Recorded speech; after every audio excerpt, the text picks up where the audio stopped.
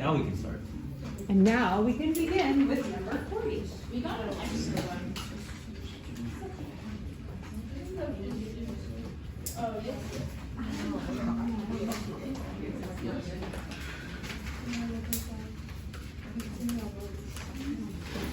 All right, starting with number 40. This should feel pretty simple to you guys at this point. Emily, can you help me with this one? Since we were going over these. Number 40, it says which graph shows the solution of the inequality. The good part is that all of these graphs have a line in the exact same spot. So we don't have to worry about graphing the line. We just have to worry about should the line be dashed or solid, and where should the shading be. Let's look at our inequality symbol. Tell me what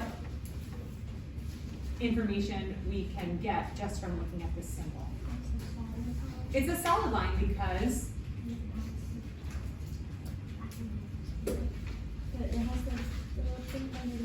yeah. Well, what do we call that when we're reading this inequality? Greater than?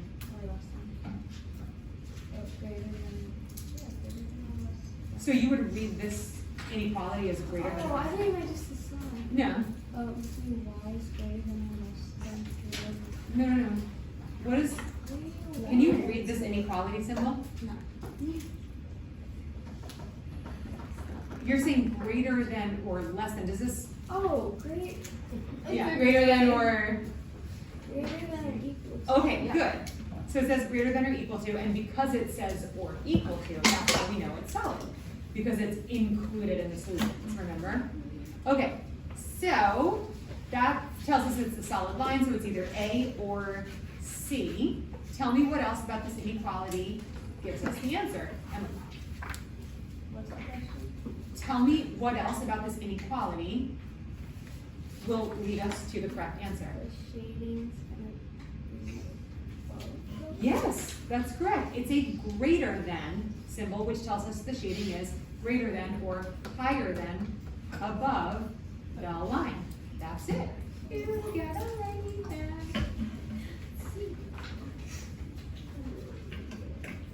That's it.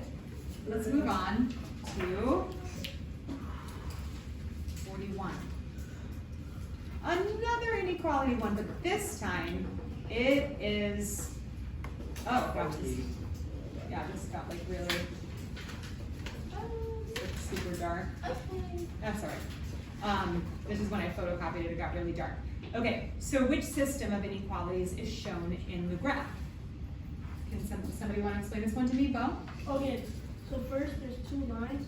So let's do the dotted one first. Okay. The dotted one is since the dotted one is dotted, we know that it doesn't have or equal to. Yep, so it's not going to be C or D. And since the shading is below, it's going to be less than. Yeah, so we know it's A.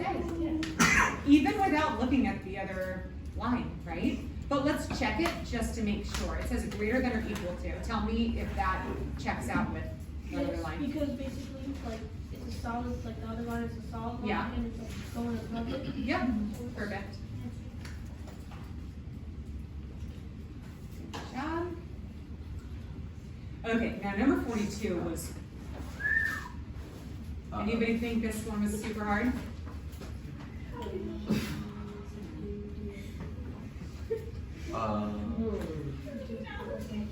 Are you okay? What's going on? You don't know? No. You don't know what's going on? Why were you going like this? Oh, what's so funny? You don't know what's funny?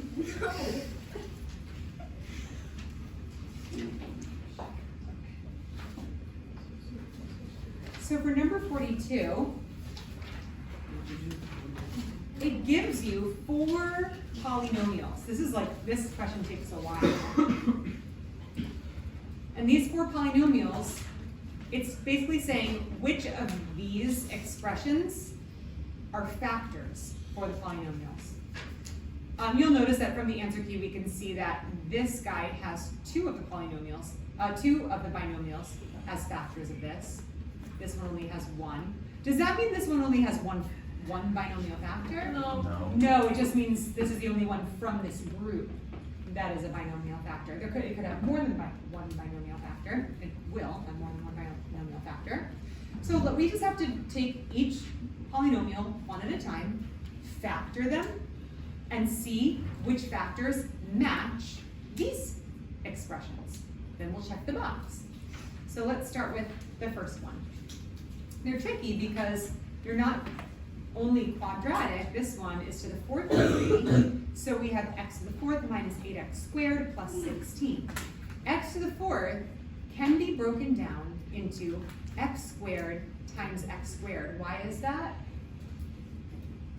Well, Because you can split apart x squared and x, or x to the fourth to x squared to x squared. You can add x squared and x squared. You can just x squared. not if we add x squared and x If you squared. multiply them, If you multiply x squared times x squared. because they're the same base, and like. Yep, and then we would just do 2 plus 2 is 4. Very good.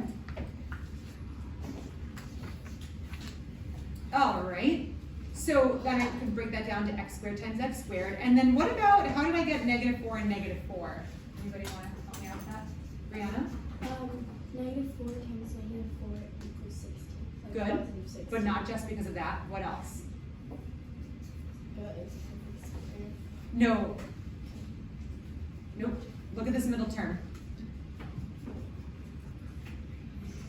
Oh, when you add them together, Yes. it equals 8. Negative. Negative 8. Yes, very good.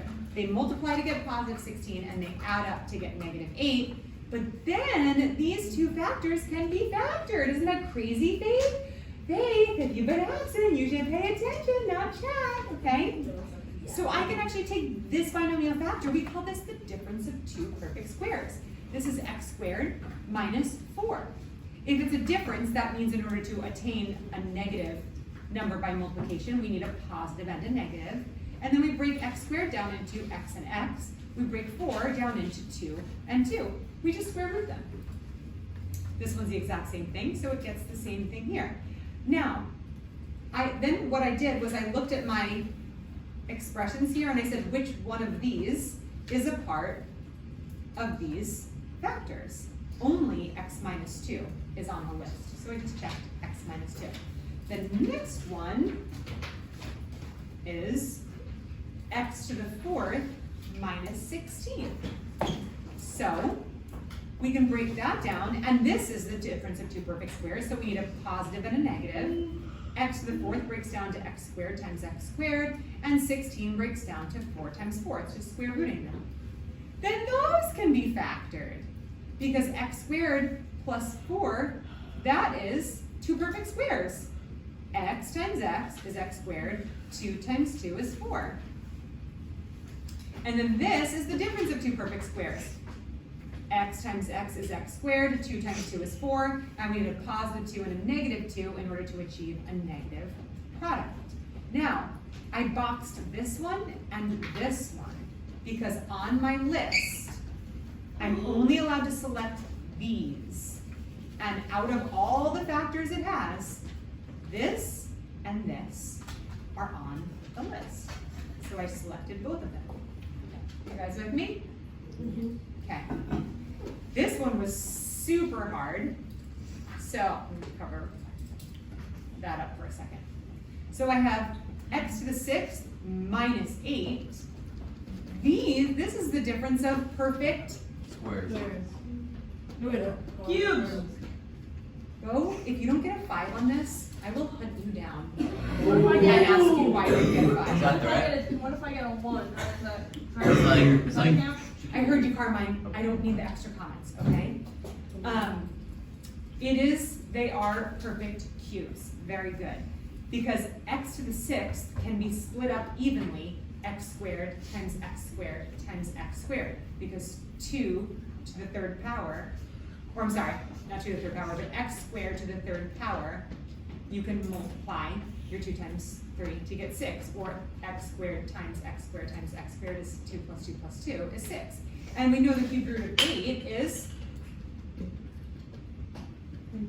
2. Thank you, Lex. Yes. You didn't pay attention. The cube root of 8 is 2. Now, somebody tell me why I have a positive, positive, negative. Carmine. Positive 2 plus positive 2 equals positive 4, then when you multiply positive 4 with negative 2, you get a negative 8. Get a negative 8. I thought you said negative 2. So you get a negative 8. Carmine, if you don't get a 5 on this, I will hunt you down, okay? Now, somebody explain to me a different way I could have factored this. If you get this, I'll give you 2 leggy tags. Yeah. You could have 2 squared times negative. 2 squared? No. 2 times 2, positive 2 times negative. I do have positive 2 times positive 2 times negative. Somebody tell me a different way I could have factored this. It's not a lot different, it's just slightly different. Could you have like, instead of, Yeah? Could you have x, so instead of x squared plus 2 and x squared plus 2, could you combine those together? What do you mean Like combine? x to the 4th? No. No? You wouldn't do that? okay, so instead of like making it 3 parts, you can make like 2, so. Nope. I say, x, like, to the third power. Nope. Put one more negative sign. Nope. Wait, what? Put like Well. a negative sign. Like instead of 2 positive signs, you have 2 negative signs and a positive sign. Would that give me a negative 8? You make them all. No. What would that give me? You make them all negative. Yes, Bo! Uriah, I'm gonna give you 1 tag because you were on the right track, okay? You were Is that not good enough? I'm not. Don't be disappointed in yourself, you were on the right track. Oh no, I'm one of What? what I got in the past. Oh, you're having a bad day. Well, check the other subjects of the door. This is algebra. You're gonna get a 5, Uriah. You're gonna get a 5, aren't you? Uriah, if you get a 5, I'll give you a big prize. Wait, You said if we get a 5, food. yeah, you said that to me. Yeah. Oh yeah, food! Barely get a 3. Okay, let me put it this way. Anybody who gets a 5, I will buy you lunch. Just You'll buy lunch? Anybody who gets a 5, I will. KFC, please. What if like 15 people get 5s? Your poor bank I'm account. gonna lock in. Your kids will have to save their Yeah. All right, back to this. Okay, back to this. Yeah, I technically could have this as a negative 2, negative 2, negative 2 because I just need an odd number of negatives to make this negative 8. I really need you to put this 8, okay? Because you keep being silly. Stop being a goofy. Bo, I can take those tickets out there right at the top. Good question. That's helpful. Okay, thank you. X to the 4th plus 2x squared. Don't motion things behind my back. I'll go and find some of your tickets in there too. Oh. And I'll pin them up there. I'll be like, That's so The wall of, the wall of shame. yeah. The tickets that could have been. I'll rip them up into pieces. All right. So I can break this down again. This is a tricky one. X to the 4th. X squared times x squared. To get negative 8, and a positive 2, I can do a positive 4 and a negative 2. Emily, put that away and pay attention. Wait. She's touching my face. I know, but I just want you to put that away and pay attention to this. A positive 4 and a negative 2, multiply to get negative 8, and add together to get a positive 2. Then, this one can be factored, but what's interesting about factoring this is when you factor it, these are actually not included in the table. So you actually didn't need them. But this is included in the table, and that's included in the table, and those are Like the simplifying. ones we select. One of the hardest questions in this packet, I think. Yeah, me too. Yeah. I didn't get it. Okay. What? Oh no! And this is pretty new. Oh goodness, taking good notes. All right, so 43. This is a super simple one. Everybody better get this right. Lily, tell me how to do this.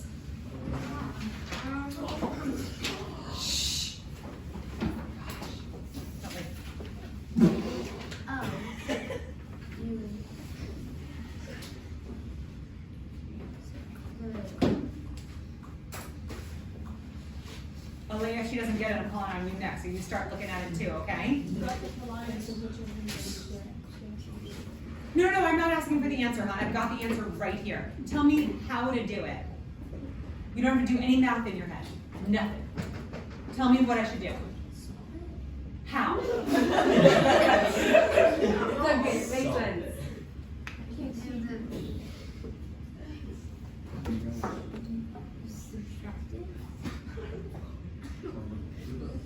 Okay, Alea?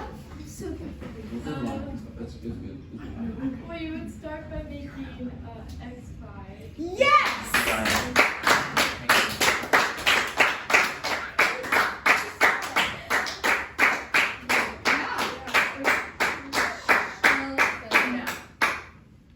Yeah, that's exactly what we would do. We're given a function where x is the variable and the output is, or x is missing and the output is missing, but then it gives us the x value.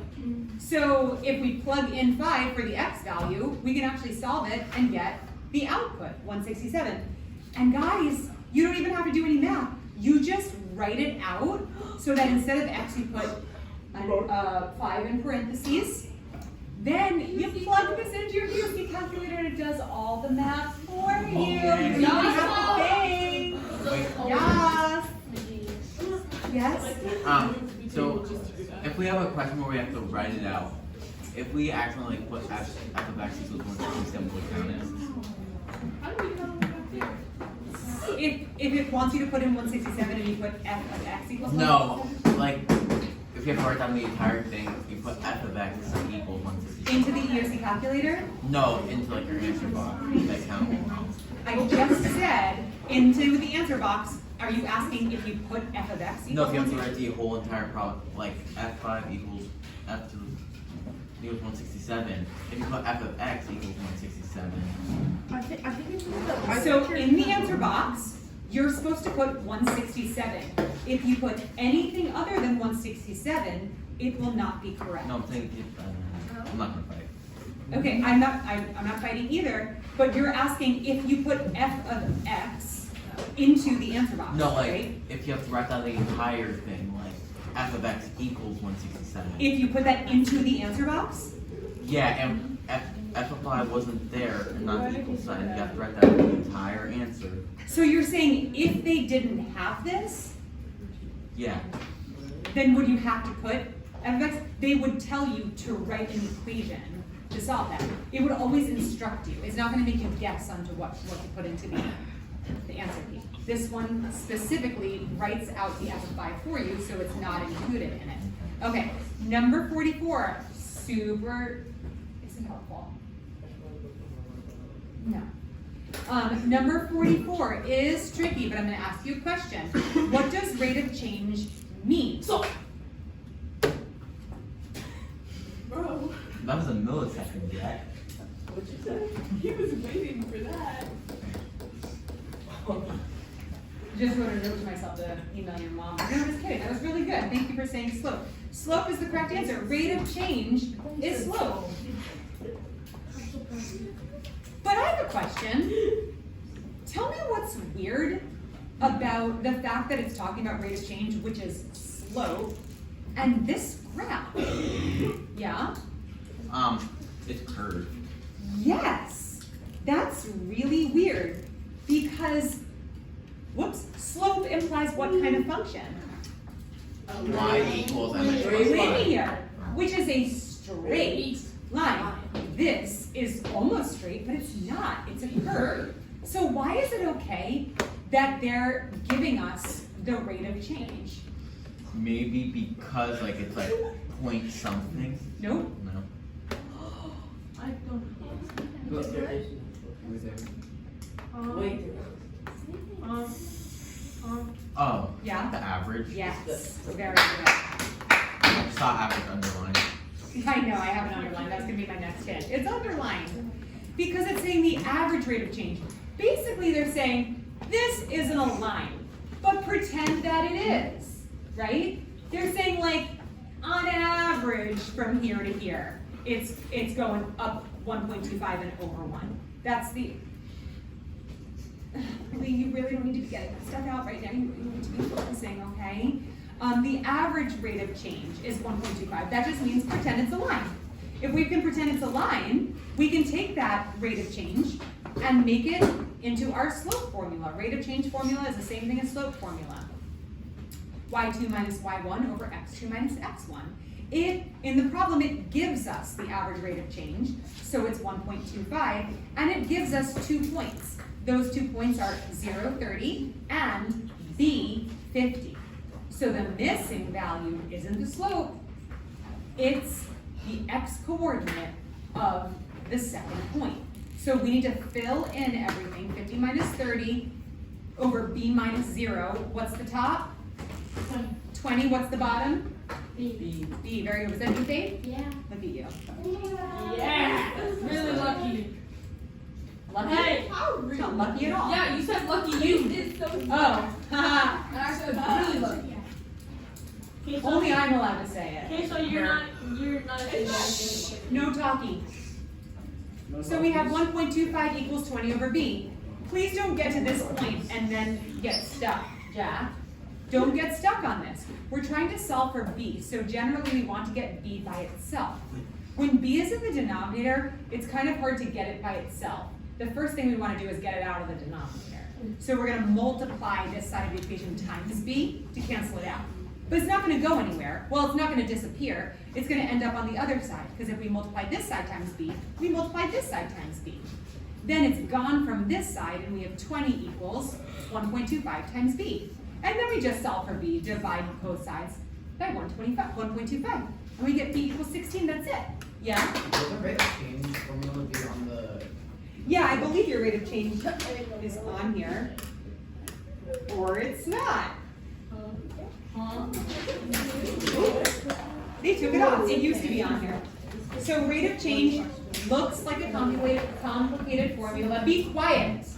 Looks like a complicated formula, but it's really not. All it's saying is the difference between your y values over the difference between your x values. And it honestly does not matter if you have y2 minus y1 or y1 minus y2, as long as you keep it consistent. So you could either do 50 minus 30 over b minus 0, or 30 minus 50 over 0 minus b. As long as your y's are on the top, your x's are on the bottom, and you stay consistent with like the order. So it's just finding the difference of your y's over finding the difference of your x's. No big deal. Number 45. Oh, this is so easy! Except the only thing that's not easy about it is I never taught it to you. So I'm going to teach you now. No talking. Yes, I'm cranky because we have the EOC in 5 days. 5.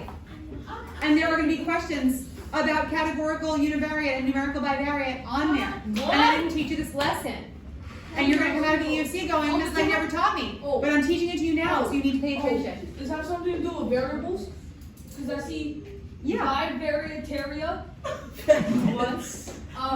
Which I'm assuming means Can you two stop? variables. Can you stop? Is there an off pause? How about a pause button? Pause. I'll unpause you when I'm ready to hear what you're saying, okay? The data set, and then it gives you a list of 5 coordinate points, represents the locations of important buildings in a town in relation to the town's center. So the center is the Middle. 0, 0. Center. origin, Origin. yes. Carmine got it, 0, 0.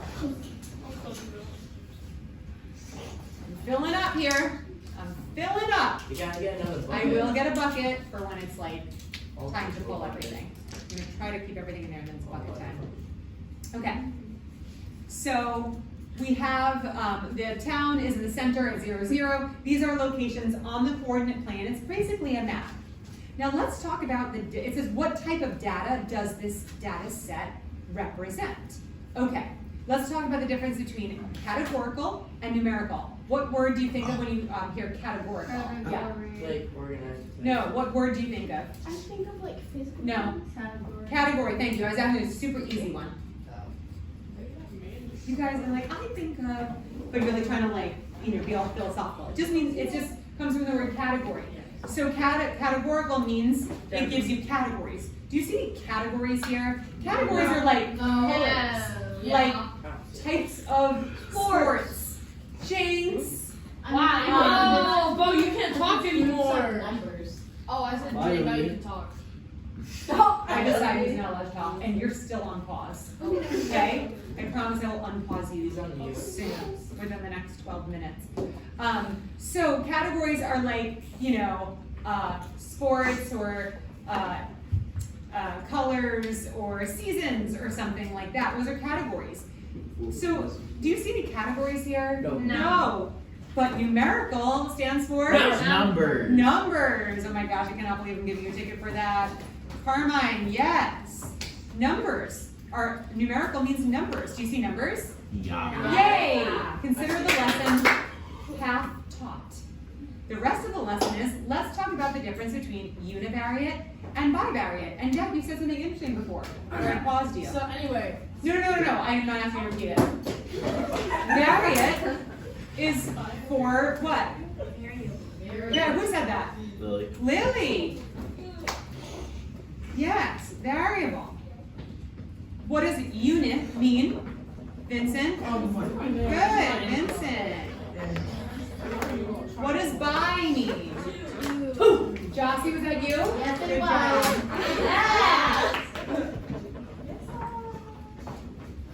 job. Okay. Do we have one variable in this data set or two variables? Two. What are those two variables? One and two. X, Oh, Y. actually- X and Y, very good. Wait, I'll let who said first. I got you, Carmine. All right. So we have narrowed it down to numerical bivariate. That was a whole lesson right there. Talk in a second. Oh wait, so uni would be like 1. Yes. It would be like if there was a list of ages. You are 1. No, it's not age 1. It'd be like a list of Okay, yeah. ages or a list of grades. That would be univariate. It literally said that example. Wait, students, don't practice. Okay. I am done. You guys can work on what? You ate that up. What? Mary said I'm done. The what? Oh, thank you. I am done with you. Now do your homework. You're done. Oh, it's still recording.